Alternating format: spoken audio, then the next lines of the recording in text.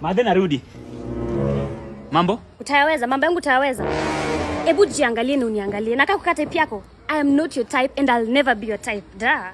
Ati sasa umebeba umena uko na guts za kuja kuniambia ati sasa. Are you sick? Usidambukize ugonjwa maskini. Jesus! Jesus.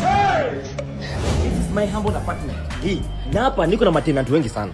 Na mimi ni mtu wa roho ya utu. Roho ni mkunjufu sana. Ndio maana watu wamejaza madeni kwa hii apartment. Sasa mimi nimekuweka kama caretaker. Nimeambiwa kazi yako ni vizuri. You are a very good caretaker.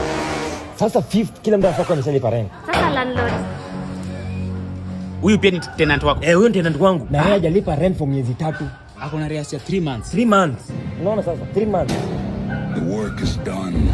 Landlord, wacha nianze kazi leo. Ilikuwa anza next week. Sina pesa kulipa hii wiki. Wacha tu nifanye bure hata kama una pesa. Anaishi kwa door number 3.7. Ndio tunataka sasa. Lazima tuwalipe rent. Nini shida huyu? 3.7. Kwani nini inaendelea hapa? God have mercy upon us.